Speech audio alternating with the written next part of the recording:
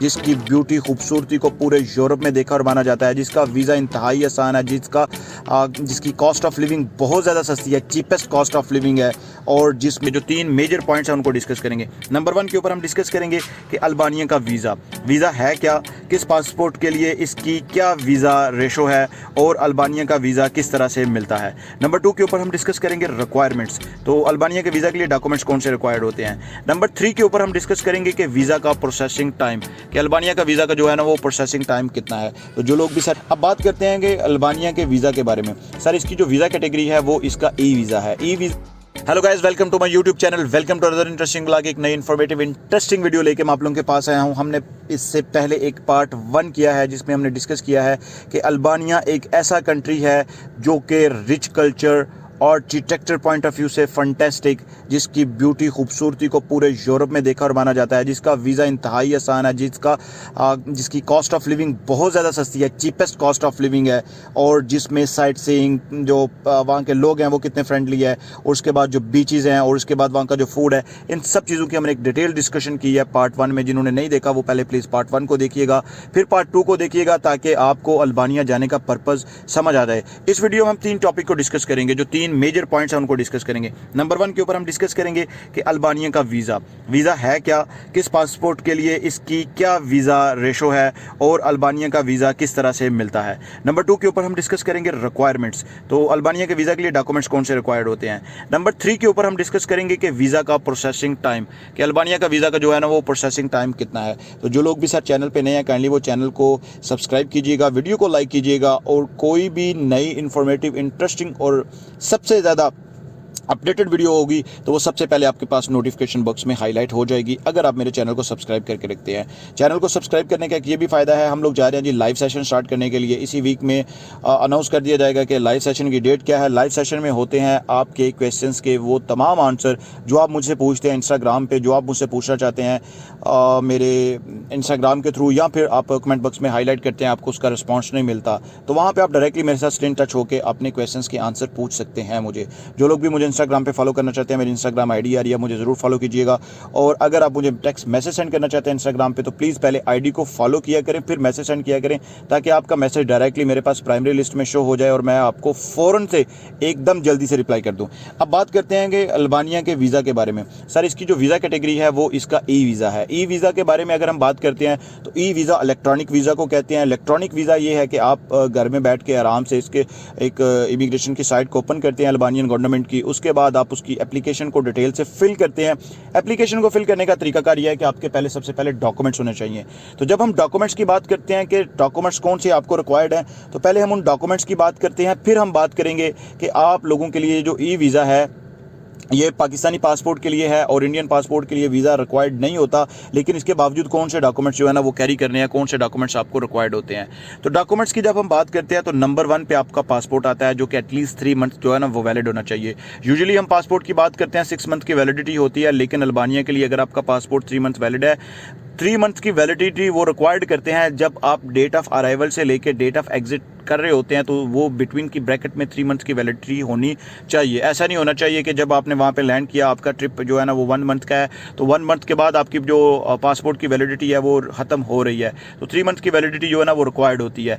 Number 2 के ऊपर आपको पिक्चर्स रिक्वायर्ड होती हैं, यूरोपियन स्टाइल पिक्चर, जो कि यूरोपियन स्टाइल पिक्चर्स का मतलब होता है बायोमेट्रिक पिक्चर। बायोमेट्रिक पिक्चर कहते हैं कि एक स्टैंडर्ड साइज़ है।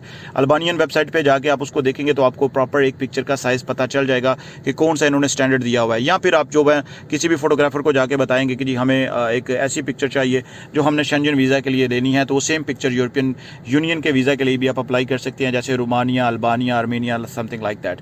तो अगर हम बात करते हैं इसके सेकंड डॉक्यूमेंट की, तो वो हाईली इंपॉर्टेंट डॉक्यूमेंट होता है जिसको हम कहते हैं आपकी bank statement. Bank statement required होती है। बहुत सारे दोस्त ये कहते हैं सर अल्बानिया के वीज़ा के लिए बैंक स्टेटमेंट रिक्वायर्ड होती है या नहीं होती। तो सर ज़रूर अल्बानिया के वीज़ा के लिए बैंक स्टेटमेंट रिक्वायर्ड होती है, क्योंकि बैंक स्टेटमेंट ही बताती है कि आप कितने फाइनेंशियली स्ट्रॉन्ग हैं। अब यहाँ पे एक और पॉइंट आता है कि इंडियंस कहते हैं सर हमारा तो एंट्री फ्री वीज़ा है, हमें तो बैंक स्टेटमेंट रिक्वायर्ड नहीं होती। मेरे पास काफ़ी मैसेजेस आ रहे थे कि जी बैंक स्टेटमेंट इंडियन वीज़ा के लिए, अल्बानिया में एंट्री फ्री वीज़ा के लिए बैंक स्टेटमेंट रिक्वायर्ड होती है या नहीं होती। सर यहाँ पर मैं दो आंसर करूंगा। पहला आंसर ये है कि ज़रूर रिक्वायर्ड होती है, आप इसको ज़रूर कैरी किया करें जब आप ऑन अराइवल वहाँ पे पहुँचते हैं। और बैंक स्टेटमेंट जब भी आप कैरी करते हैं उसको बैंक से स्टैम्प भी करवाया करें, बैंकर के सिग्नेचर भी करवाया करें, और कोशिश किया करें कि it would be not more than 15 days. आप ये कह सकते हैं कि उसकी जो वैलिडिटी की मैं बात कर रहा हूँ वो 15 दिन से ज़्यादा पुरानी नहीं होनी चाहिए।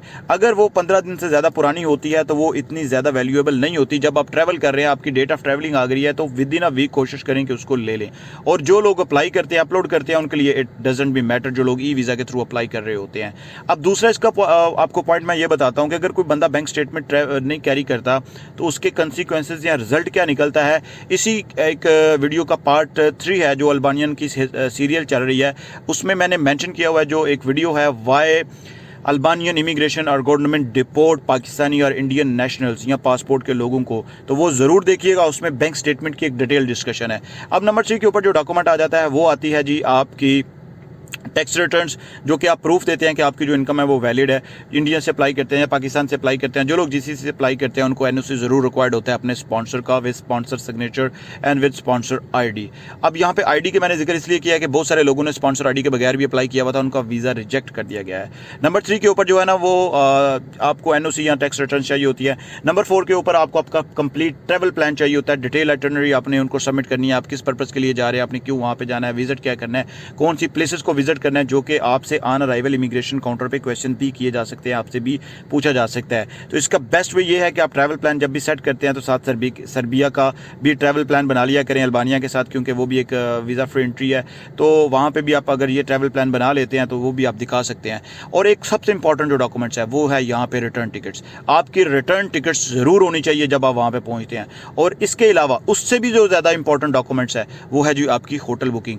होटल बुकिंग के अलावा एक और भी सबसे इंपॉर्टेंट डॉक्यूमेंट्स है वो है जी आपकी ट्रैवल इंश्योरेंस। तो सर ये सारे डॉक्यूमेंट्स मैंने आपको कंप्लीटली बता दिए हैं। अगर इनमें से कोई भी आपका डॉक्यूमेंट्स मिस होता है तो अल्बानियन गवर्नमेंट आपको जो है ना वो वीज़ा देने से इनकार कर देती है। वो आपका ई वीज़ा है या फिर आप उसमें वहाँ पे ऑन अराइवल पहुँचते हैं। अब मैंने वीज़ा रिक्वायरमेंट के बारे में आपको डिटेल से बता दिया। वीज़ा प्रोसेसिंग टाइम की हम बात करते हैं। तो जो वीज़ा प्रोसेसिंग टाइम है, अगर हम इसको नॉर्मल रेगुलर डेज़ में प्रोसेस करवाते हैं जो कि 23 डेज़ है, नॉर्मल प्रोसेसिंग टाइम जो है वो 23 डेज़ का होता है। अब फ़ी कितनी आ जाती है? फ़ी की अगर हम बात करते हैं तो $89 23 डेज़ के लिए फ़ी है।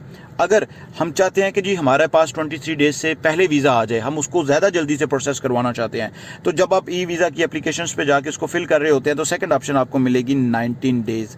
19 डेज़ के ऊपर आप जैसे ही क्लिक करेंगे तो उसकी जो फ़ी आएगी वो आएगी $134। 139.9 है तो वो 134 ही आप कंसिडर कीजिएगा, $134। अगर आप चाहते हैं कि जी आपको 19 डेज़ से भी ज़्यादा वीज़ा मिल जाए, 15 डेज़ के अंदर अंदर आपको वीज़ा मिल जाए, तो 15 डेज़ के अंदर जब आप चाहते हैं आपको वीज़ा मिलेगा तो वो है जी 15 डेज़, और इसकी जो फ़ी है वो है $178। 177.9 है तो उसको हम 178 ही कंसिडर करते हैं। ये इसका प्रोसेसिंग टाइम है ई वीज़ा की जो मैं बात कर रहा हूँ उसका। अगर आपके पास ई वीज़ा आ जाता है उसे लेके आप एम्बेसी जा के स्टिकर वीज़ा भी लगवा सकते हैं। अब फ़ी की बात है, फ़ी समटाइम फ़ी की ऑप्शन नहीं आ रही होती पे करने की, तो इसका ये तरीकाकार है कि आप एम्बेसी चले जाएं, एम्बेसी जाके आप वहाँ पे अपनी फ़ी पे कर सकते हैं। बाकी डॉक्यूमेंट्स आप अपने कंप्लीट करके अपलोड कर दें, पेपर का प्रिंट ले लें, एम्बेसी चले जाएं, वहाँ से जाके आप इसको कर सकते हैं।